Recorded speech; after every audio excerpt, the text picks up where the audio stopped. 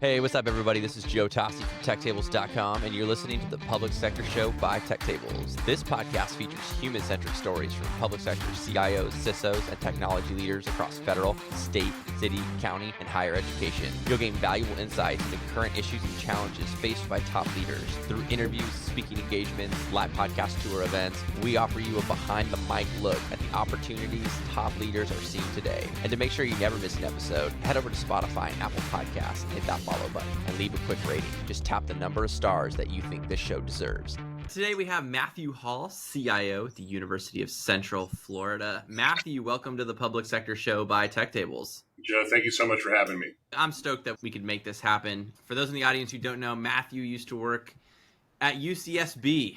And for those of you who aren't familiar, I live in Santa Barbara, so UC Santa Barbara.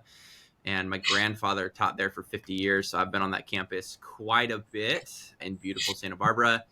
Matthew, for those in the audience who don't know you yet, let's just kick off with your background and where you are today. Now, a quick word from one of our brand partners. Nagarro is a leading provider of digital government services, partnering with state, local, and federal clients on some of their most strategic technology projects. Nagarro offers expertise in digital services, legacy modernization, case management, data and AI, service desk, cybersecurity, and more. Check out nagarro.com. That's Nagaro.com. I'm a Florida native, so I've been around the country. I've had a great opportunity and a wonderful life. I've been thoroughly blessed. Went to the higher education and K through 12 here in Florida. So I went from community college as a transfer student, a first-generation college student, to Manatee Community College, to the University of South Florida, to Florida State. And then I spent 13 years in the investment banking industry all over the world doing mergers and acquisitions for what is now known as Bank of America. So my California affinity got started when I was doing acquisitions for NCNB Nations Bank when we took over the Bank of America franchise out of San Francisco. So I spent a lot of time in LA and San Francisco doing mergers and acquisitions due diligence, and I fell in love with California. And you fast forward after the investment banking days, I spent a lot of time in New York, and I was tired of traveling around the world. So I was traveling around the world where I was gone 4 weeks a month. I realized one day when I woke up on an airplane, American Airlines flight from Charlotte, I knew the flight crew so well, Joe. They were talking about the kids, the dental problems. I think I knew my flight crew on US Air and American Airlines better than I knew my family at that point. So I said I had enough. Vanderbilt University reached out, and then I had a recruitment. That's how I got from investment banking to higher ed. And I went to Vanderbilt University. Then I've been employed at Microsoft, the Tennessee Bureau of Investigation. Even did time at Toyota for Microsoft up in Georgetown, Kentucky, in the Camry plant. So I've had a wonderfully broad things that included oil and gas, law enforcement, security. It's been a great run, and it only gets brought to you through information technology when you have that kind of exciting access to opportunity. Yeah, I love that. And if you're not as smart as the folks like Matthew Hall are, you can start a podcast like me, and then you can travel around, just interview all the smart people, which is great. I don't know if I'm there yet as far as the amount of travel. I do travel quite a bit, and I'm going to fly to Tallahassee tomorrow morning. But I've been to the Austin airport so many times, the lady at the taco stand knows who I am and that she knows I want a pineapple. She knows your order, you're traveling too much. Yeah. She knows I want the pineapple Austin East Ciders. It's just like my all-time favorite hard cider. And anyways, I don't know if I'm that bad, but yeah, the Austin flight's not as terrible. So anyways, all that said, let's open up with the emergence of the CIO as the organizational problem solver. I really like this topic. During your time at Bank of America, you were a senior vice president, and you had mentioned our intro call, which I loved. You were a business technology executive, not a technician. How has that experience helped shape how you look at IT as a business today?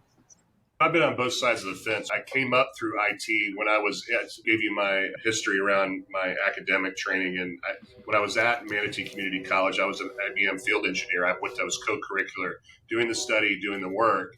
So I was desperately trying to get out of IT and go into other fields. And it just stuck with me because I was in Richardson, Texas. And my boss turned to me and said, "We've got to remove Perot systems from this environment." I said, "What's a Perot Systems?" I was a technician. He goes, "We have this contract with Perot where they were running the Richardson data center, and you're going to do the business analysis to look at the contract, look at the training, look how Perot's offboarding people, and figure out what the economic impact is to Bank of America." It was Nations Bank, their precursor, but it was starting that business function. So Don Obert moved me more and more into management track from the technical track. And by the time I finished, the job title was Senior Vice President, Business Technology Executive in the corporate. And it was a big shift, but that is an important distinction when you're looking at the economics, the finance, the systems integration, and the human factors, including staffing models. It really becomes a holistic enterprise, and it's something that I think very important to have a good, well-rounded education, including the time at the Wharton School, which I very well. Bank of America generously subsidized Wharton School training. Boy, did we put problem solving to work in that bank. Acquisition after acquisition after acquisition. Yeah, no, I love what you said about the economic impact. And I think because a lot of folks think it can be there's such a technology component, but you've got to make the business case in order to get the transformation dollars that you want. And then there's got to be an ROI attached to that. And if you don't have the ROI, it's a tough sell. So I love that. How are organizations successfully implementing these strategies? Because you've got such a great portfolio or great background of all the different organizations you've worked at. How have you seen these strategies when you look about like economic impact and all of that, these strategies to drive better decision making? If there's a few examples you can share. There's a lot of examples. Right now, I'm working with a professor at the College of Business here at UCF, Dr. Ron Piccolo. He's a renowned, got hundreds of thousands of citations for this fella in leadership. And he's the one that formulated UCF strategy. If you go to strategy.ucf.edu, you'll see the president's strategy. And that was a collaborative activity that said, what are the assets you have locally in the community? You think about Santa Barbara, you got great temperature. You've got one of the most beautiful places on earth you're living in. So there's these physical attributes of your location. Orlando area has an interesting thing. It's got a spaceport. It's got the world's busiest airport. 76 million people transmit through that airport every year. It has a medical facility that's just a whole development around medicine, including one of the most modern Veterans Administration hospitals in the United States. We've got Port Canaveral. So we have a deep water seaport. We have trains. Orlando is this unique metropolitan area that offers unique things. So you think about, what does that institution want to do? And what does it want to do? We want to lead in research. We want to be in the top 50. We want to be in the AAU. So you have to have aspirations in your goals. But the place you're at can dictate the questions you can ask and answer. Because one of the things that's different between Santa Barbara and UCF is the population. Santa Barbara County was 600,000 people. It's a very small population county. You can look it up for me. In Orlando, we're at several million in the whole broader area. When you go from Miami to Orlando to this whole center, it's just an extraordinarily different context with different attributes and different aspirations. So a metropolitan university has different goals than a University of California system situated in Santa Barbara. So you take that strategy context and that positional context and say, what attributes do you have and how do you align IT to those goals? So most people never stop and say, what do we want IT to do? Our IT staff, there's about 500 IT staff at UCF, 50% of those are engaged in electronic plumbing. They do network, they do desktops, they do cloud. It's not what I consider transformative work. It's critical operations work and necessary work to engage in transformation. But Ron is going to help us facilitate a conversation with our deans, our vice presidents, our president's office, and our provosts. How do we align IT to the strategic goals and the strategic concept of UCF? Henry didn't do that at Santa Barbara. He had already arrived in the top 10 universities. He's one of the major AAU players. So those aspirations were met. And we had 6 Nobel Prize winners at Santa Barbara. So it's just, you have to take the context into consideration as to when you formulate your strategy. And if you're a service provider and you're a captive service provider inside of an organization, whether it was Jamie Grant, whom you and I met through, I think one of the local things you did with Jamie here in Central Florida, he had the state of Florida CIO role, which that government role is very different, looking at the entire state of Florida versus me and just the Orlando community. You have to contextualize where you're doing and then ask yourself, as a service provider, what do I offer to help these folks attain their strategic outcomes? And some people don't do that tie, and that's a very important time to do that when you get into a new job. Yeah, that is really great insight. And something offline we had talked about was when you make those contextual arguments or perspectives, We talked about data-driven management. Could you maybe talk a little bit more about how you think about that at UCF right now? I think about it whoever my employer is or my personal life, in God we trust. All others bring data. That's W. Edwards Deming from sort of the total quality management. I'd say even Reagan-esque, trust, your California guy, trust but verify.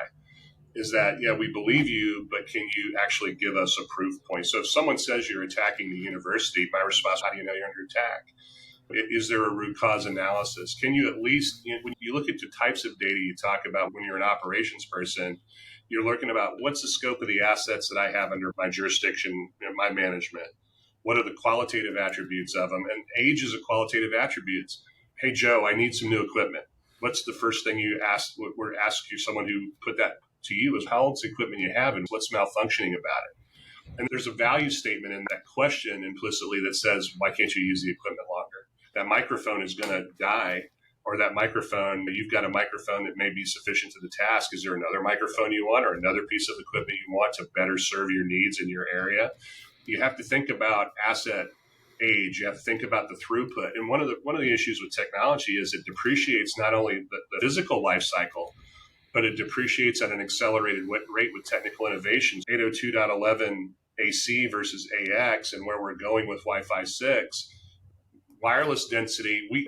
Santa Barbara is very similar configuration space-wise to this institution, 15 million gross square feet.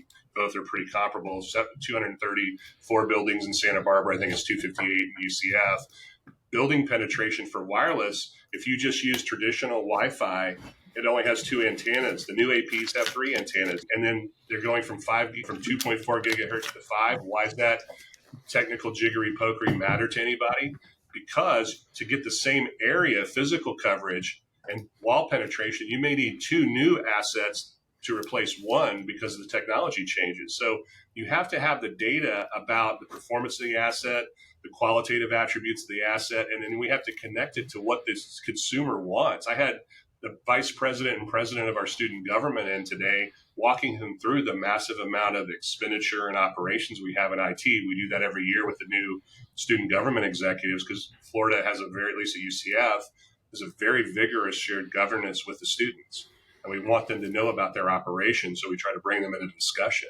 In these kind of conversations, when I was able to walk them through the amount of data and information and the roadmap to show we're professionally managed, I think the students, the president and the vice president, felt more assured that we had a handle on what we were doing for them and what we were doing with their money. So it's also financial and operational transparency meet in those data point intersections, and it adds confidence that we know what we're doing. You can't know where you're going if you don't know where you're. I love that financial and technological transparency.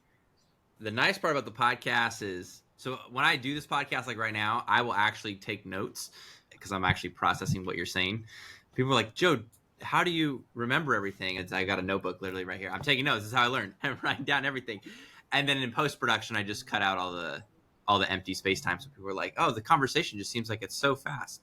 And so I'll probably end up cutting this part out that we're talking about right here. Good. I want you to do editing on my face. I've got the face made for radio, so you got a lot of work here in Photoshop to do. No, you look great. You look great. Also, I need to get a UCF shirt. I need me a nice little shirt, and I'm gonna get the tour because I go to Orlando. I feel like it's like a hot destination just because there's so many events there. So I'm gonna have to stop by and get a campus tour, which I'm very excited about. I love it. So I'm talking about something that you mentioned. You can come in August. We're doing an FBI security thing in August. We have the FBI and a lot of national security people here, so you may want to hijack some of those FBI guys. FBI event in August. I love it. I'm gonna have to learn. I'm gonna put that down in my notebook to figure out when that is. Is that online? Is that like a behind the scenes type of thing? How do I find out more about that? Well, there'll be sort of a security summit with the FBI every year here. So we're just doing. I hired our chief information security officer, is our former deputy chief of police here at UCF PD, Joint Terrorism Task Force, and worked for the FBI. I hired a law enforcement official into the CISO role to build that relationship, and we have a very tight relationship with Secret Service, FBI, local law enforcement, trying to make sure that when an event happens, and it's always when, we have massive law enforcement capabilities and contacts to bring to bear. I love that. I'm definitely going to be checking that out, as I definitely want to learn more. I was kind of curious, what's different with higher ed, or maybe a few things that are different with higher ed than with maybe Bank of America or some of the other private sector positions. Yeah, I'd love to hear that. There's different areas of higher ed. So if you look at our CFO's office, he deals with $2 billion in cash management every year, money coming and going through the institution. So those kind of controls are very consistent business controls that we need to apply to the university's financial operations. But what's different is you look at Bank of America, you come into an office, even if you work remote, you have highly secure systems that are very secure. The facilities are high security. So if you go to the Richmond Data Center, which services the Mid-Atlantic region of the United States, and I spent a lot of time in massive security controls, least privilege access, really an extraordinary amount of regulation that you're seeing from the Office of the Comptroller of the Currency, Securities Exchange Commission. These are guys with guns who regulate. I've been in New York where I've watched financial services executive get carted off in handcuffs because the government takes these things very seriously. And to that, and I've also been in higher ed where there's research spaces where I've seen personnel hauled off by the FBI in handcuffs too. So the security is different in different zones. So that's Bank of America is widely, highly secure, highly controlled, highly locked down. But there are elements of that organization in the investment bank and the boutique trading space that are highly academic, highly intellectually creative, and need freedom of movement. So you had a limited amount of creativity with a massive amount of security in the bank, and security is trust for the bank. Now you flip it to higher ed, we have students living on campus. So they have a consumer-like experience where they need to get to the internet and see Netflix and play Xbox. Things you would allow on a network at a university, you don't see an Xbox at Bank of America, but generally you don't.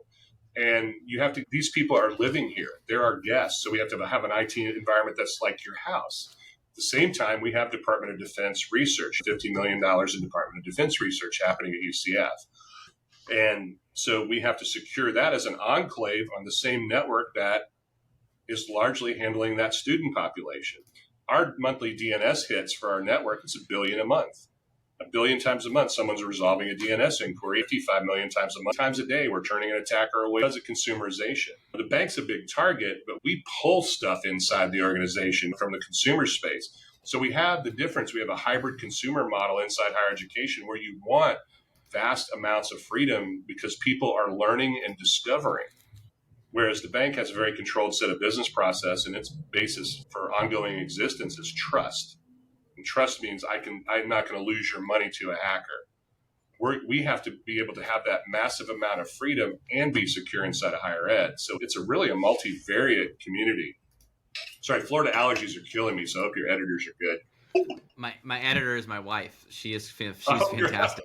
God bless you. If she has to edit this. She's magical. She's great. So this brings up a fascinating, vast amounts of data, and I didn't really think about it like this before, but having kids, they need the flexibility to be able to access literally everything or mostly everything versus the bank is locking that down. How do you think about the digital landscape and even prioritize security throughout? That seems very tough and multifaceted. How do you think about that? How do you think about the security part in keeping the university safe? It's really not that hard. I think people mystify it. There are frameworks, whether it's COVID. I use what we call the NIST cybersecurity framework. And there are really about 147 controls that say identify, protect, detect, respond, recover. We have to identify our assets. What are we securing? So I'm securing the network. I'm securing servers on the network. I'm securing data on the network, et cetera, et cetera, et cetera. So you have to identify the things you're going to secure. And you've got to talk about a data hygiene process. What's more important? There's a transitive property, A is greater than B is greater than C. And let's say that the UCF.edu main website, reputationally, it's very important. But if your data gets out the door, we can't bring it back. It's out the door. We have to do a notification. So there's data classification from brochureware to highly confidential and classified information with the government called controlled unclassified information that we have to have custody. So there's different custodial rules for different assets based upon their role. And that identify, protect, detect, respond, recover helps you frame it. And if you apply that, whether you're in higher ed, banking, healthcare, the military, wherever, you're going to be able to methodically approach your security. And then you have a risk-based decision. Do we monitor 24 hours a day? Do we do X 24 hours a day? And each of those have a cost and risk equation associated with them. And when you look at a risk model like ISO 31000, you're going to say, here's the risk, here's the possibility that the risk would occur, here's the impact of the risk that would occur, and here's the velocity of the risk, so how often. And if you add those sort of things up in a little table, you can start. I'm looking at right now, this is Florida, it's lightning. I see lightning strikes. That's a bigger security risk than anything to me, Joe, to tell you the truth. Lightning strikes are going to be bigger than hackers in some respects. We hit one electrical outlet and you got 50 minutes on the wireless infrastructure.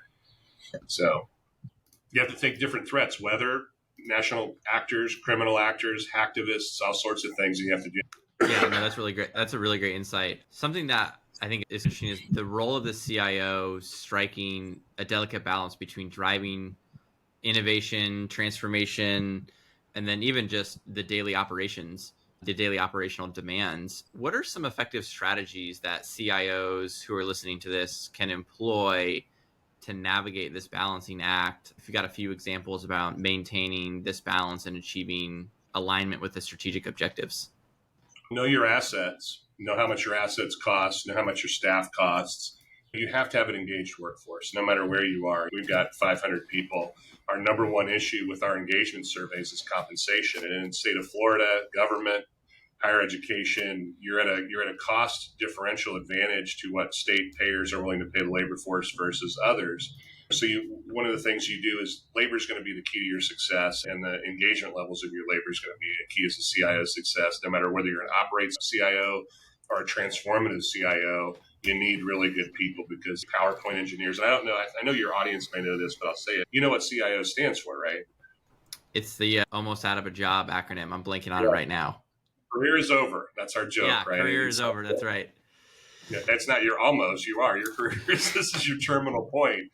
So it's a Peter principle thing. So you're up here trying to coordinate all these people, and you need good people who know their local jobs. You need to understand your assets, and then you need to show you have a credible operation. So if you were to go to status.ucf.edu or uptime.ucf.edu, that operational and financial transparency we talked about, you're paying a lot of money. Is the network up? Are our systems up? And when they do go down, and by the way, every CIO knows this, and maybe the new ones don't, bad news doesn't age well. You need to communicate.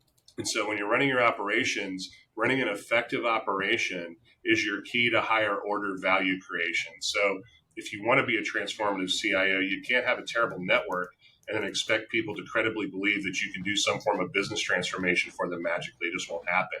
We just completed at Santa Barbara, we completed UC Path and software deployments. We just did another major ERP system. And these are tough systems to deploy in large institutions sociologically. So you have to know the people factors and the technical factors at the same time. And a lot of things come together in one confluent event. I love that. So first off, career is over is great. I was talking to, there's a state CIO who said the same thing. They're like, Joe, you know what CIO stands for? And I was like, what? They're like, career is over. And they're like, this is not a hint to anyone. I talk to a lot of folks all the time, but they are still in the job and they'll be in the job for a while, but they were like, this is it. I'm like, this will be the last gig. So I was cracking up about it. Well, I think so I maybe got 6 to 10 years based upon health and disposition, but where you get a cohort of us in that 55 and plus range, you've got the experience and the energy to do something, but it's a tough job. And there's a lot of forces and a lot of people who don't want to understand, don't care to understand, or don't need to understand. It's just, does my stuff work, and are we moving the ball forward? And if not, I'll get someone else to move it forward for me. Yeah, the cultural forces of basic human, no one wants to change or evolve, I think are always fighting the IT shop, which is a bummer because the world is moving at a faster clip than a lot of folks are willing to admit. Actually, there was an article today online, I forget where it was from, but it said that the state CIOs are rushing to regulate generative AI to stop their employees from using it. And I was like, that's not the first action step that I would take, is to rush in with regulation. That's backwards, man. I've embraced generative AI. I encourage my staff. I have some people who take vast amount of time to write very long emails. So I got ChatGPT over here. I have ChatGPT and Bard pinned to my Microsoft Edge browser and on my So I've got one of my ChatGPT prompts I wrote says, summarize this article in 200, summarize this text in 200 words or less. Give me 10 bullet points for the 10 major bullet points. Do you understand? Yes. Okay. So I put my text in there and it gives me that. So I've got a guy who writes 1,500 word emails. Cut, paste. I get my 200 word narrative, my drop down. And the first econometric study about generative AI came out to be a 14% improvement for people. And I have a YouTube channel, and I do have to do YouTube tags, and I have to do YouTube descriptions. I do these things where I use the Officer Down Memorial page, where I used to be a police officer for many years. And so whenever a cop dies, I do a tribute video to every police officer who falls in the United States. And it's called the odmp.org. I take that, and I have a workflow now that it used to take me 2 hours to do those videos. I could get a tax tag title delivered, all because of ChatGPT and Bard helping me short circuit a lot of manual things that I otherwise, like tag generation for YouTube. Dude, I'm telling you, it is. I would not turn away from it. I would embrace it and fully embrace it with a big warm hug. Yeah, I have a couple thoughts on this topic. One is, I think it was the city of New York in January came out very hard and said, we're laying down the law. By last month or the month before, they made a hard right pivot and said, we're now gonna move to embrace this. We have my daughter has a childhood friend. She has dyslexia. And I was coming up with a solution for her because she's like having a hard time taking notes in class. Smart girl, she struggles with that. And we were putting stuff where we can record the teacher and then take the transcript from that and then use ChatGPT to come up with summary of notes and all kinds of stuff. Like everything in life, someone will always figure out how to take advantage of it in a bad way. There are always bad actors. Yes, yep. I hear you.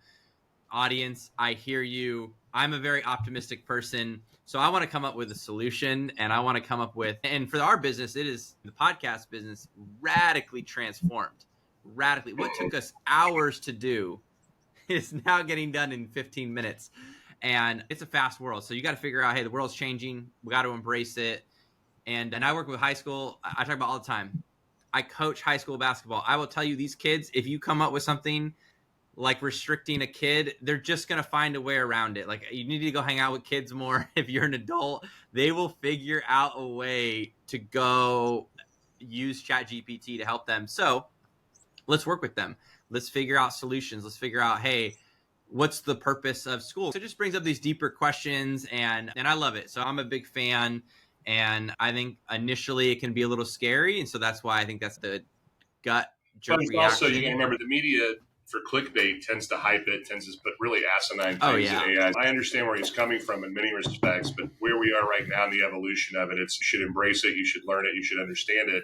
And if you haven't tried it, you need to try it or not talk about it, because it's like driving a car. We can talk intellectually about driving a car, but until you get on the highway in Florida on I-4 or in Austin and I-35 or the loop around Austin or somewhere in San Jose, or you go down to 101 at certain points around Santa Barbara, you know this, when you get to Carp and you start going towards Ventura, what a nightmare that is. Talking about it's one thing, sitting in that traffic, or better yet, do a lane split on the 101 through Carpinteria all the way to Ventura and watch my wife freak out of the back of my Harley. She did that. And you can talk about it, doing it, then I'll have more credibility if you've actually done it. Because I hear a lot of people talking about these technologies having never touched them and don't understand it because they don't have the context for it.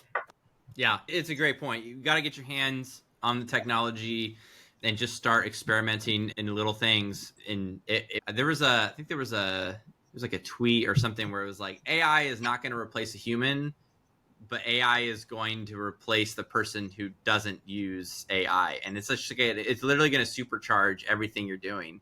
Yeah. Whether that's summarize. If you're without it, you're slower. If you're a podcaster and you're not using this for your basic workflow, you're going to be slower to market and you're going to put more effort in than someone who's using it. Yeah. We're going to come out soon. We've got so much content. My problem is in the public sector, it takes agencies longer to approve episodes than I can record and edit and then use ChatGPT to pull information out. We're moving so quick right now. It's awesome. I love it. And we love shipping content and telling stories and sharing information. And honestly, the hope is like people listen to this episode and there's other CIOs out there that are like, hey, you know what? I'm going to get my hands on it. I know I'm up here, but I want to start making sure I'm using the technology, being aware of just like, hey, what's going on in the world. And because the next leaders that will come up are using all of this technology. They're just advantage. My provost, I used DID and I did a deep fake of him. We were doing an AI conference at Dr. Phillips Center in downtown Orlando for our College of Arts and Humanities. And we're called UCF Celebrates the Arts and the Reality of Artificial Intelligence. We did it a few months ago. And I did this thing where we did generative art with Midjourney, where my wife, as cancer survivor, she did a sort of a book of oncology for children and told a story with generative artwork and comic creator. I did some things where I was doing Midjourney. I'm down with a group of people with Dr. Phillips, and his family comes in, and I'm demoing Midjourney. And I'd love to show you the art because it's very powerful. And I'll send a copy of it to you on the email so you can see it. But her son was a designer at Disney doing, I think it's called like Young Jedi Academy or something. I've lost track of it, but it's like Jedis for kids. And he's an artist. He does a lot of the animated treatments. So I typed in Pixar-like art for Jedis, Yoda, whatever. I don't remember, some Star Warsy thing. And it was generating him. She goes, it did it in 30 or 40 seconds. She was like, oh my God, that takes my son 7 to 10 hours to do one of those. And it's concept art, it's co-creation. It's not that you're going to take that, but when you have that idea as a designer, you have that idea as a photographer. When I show you some of the things I can do in Midjourney, it's mind-boggling. These generative adversarial networks or stable diffusion models, people don't understand it. We're getting ready to the point where write me a first-person shooter video game like X, and they'll write the code. And if you're not in it, you're really behind the power curve right now, totally behind the power curve. Yeah. Yeah, it's moving fast. It's going to supercharge you, and it's a lot of fun. It's exciting, and I always love seeing all of the new possibilities that are coming out, whether those are images or videos or you name it. It's definitely a fun time to be in the tech space. So as we wrap up, always love to highlight and brag about teams. Curious if there's 1 to 2 wins that you love to share or spotlight about what you're working at UCF. We just deployed Workday HCM in finance here, which is an extraordinary accomplishment. That's a year and a half in the making. So being able to deploy a new financial model and a new human resources model using Workday for a $2 billion a year organization and 14,000 employees is pretty substantial. We're working on assessing our student systems, and we're working on digesting $38 million, deploying new network infrastructure, moving things to the cloud. We're moving 900 servers to Microsoft Azure. I can go on and on. We just got a marvelous labor force, tremendous group of people who are very committed to the University of Central Florida's success. And having somebody asked me, I don't remember what the context was, one of these type of conversations, what's the most important attribute? It's our labor force. It's our incumbent people who've been loyal to this and their commitment to keeping themselves modernized and a skill, moving the University of Central Florida and its community forward. It's really a powerful thing. So just a great group of people here. We're doing a lot. More than I can mention. I have one example I'll tell you. We're taking 400,000 emails and consolidating them to our core tenant. So we have hundreds of thousands of alum in this university. So we had like over 400,000 identities in our nights.ucf.edu mail into one tenant, part of our overall technology rationalization program. That's going to allow students and faculty to co-create and collaborate together. But it creates a lot of policy issues. And what we've done as a team is we've talked through what are the unintended consequences? What if we do this? What happens? Faculty senate's engaged, students engaged, administrators are engaged. Everybody wants to pull in the right direction to have a positive outcome for everybody affiliated with UCF. It's really nice to see the culture, that they're very forward-leaning and aspirational. I love that. Love campus, love colleges, love high schools, love spending time. I love hearing from the kids who played in high school and came back or in college. Keeps you young. Always love to hear what they're thinking about. And I love the conversation that we had today. Matthew, next 2 to 3 CIOs or tech leaders that you love to hear next on the podcast. Anyone come to mind that you'd love to hear? Think about that. I'd go to Vince Kellen in San Diego, UC San Diego, right near your neck of the woods. And you think about the major disruptive, transformative economic sectors, oil and gas, photovoltaic, different energy sources, electric vehicles, those sort of things. Is that there's higher ed. There's also deans. What's business school look like in higher ed education? And people would understand there's a relevancy conversation. Is higher ed a good investment for my children or a good investment as an adult learner? You have alternatives from traditional liberal arts education that you could go into more of a VOTEC program Go to Nashville Diesel College, you make a very good living as a diesel mechanic. We have an immense trades deficit right now. So talk to people who are in the facilities industry. How are they training new people? How do you get new plumbers? We always talk about this AI high-level stuff. Where the rubber meets the road is electricians, carpenters, roofers, general contractors, car mechanics. These are the people who keep the wheels on the bus of society. How are we training and sending people to go into those areas? That's actually pretty sexy stuff when you realize the amount of simulations that are being brought to bear in facilities. Working on high-voltage electrical lines, especially all the trouble we had with electricity in Santa Barbara and Santa Barbara County. Every time there's a fire or a mudslide, there goes the power, right? Yep. PG&E is they got to recruit people. I know those people will be very interested in that sort of conversation with a guy like you. Yeah, anytime there's a mudslide or a fire in Santa Barbara, we will not be virtually podcasting as all of the electricity just goes out in the city. They're just down for a while, and God bless PG. And they've got there is no IT without the electrical grid in the state of California. Yep. That's 100%. Matthew, thank you for coming on the podcast. I really appreciate it. And I'm looking forward to meeting in person at some point soon. Thanks for the opportunity and to talk to your listeners. Hey, what's up, everybody? This is Joe Tossi from TechTables.com, and you're listening to the Public Sector Show by TechTables. This podcast features human-centric stories from public sector CIOs, CISOs, and technology leaders across federal, state, city, county, and higher education. You'll gain valuable insights into current issues and challenges faced by top leaders. Through interviews, speaking engagements, live podcast tour events, we offer you a behind-the-mic look at the opportunities top leaders are seeing today. And to make sure you never miss an episode, head over to Spotify and Apple Podcasts and hit that follow button and leave a quick rating. Just tap the number of stars that you think this show deserves.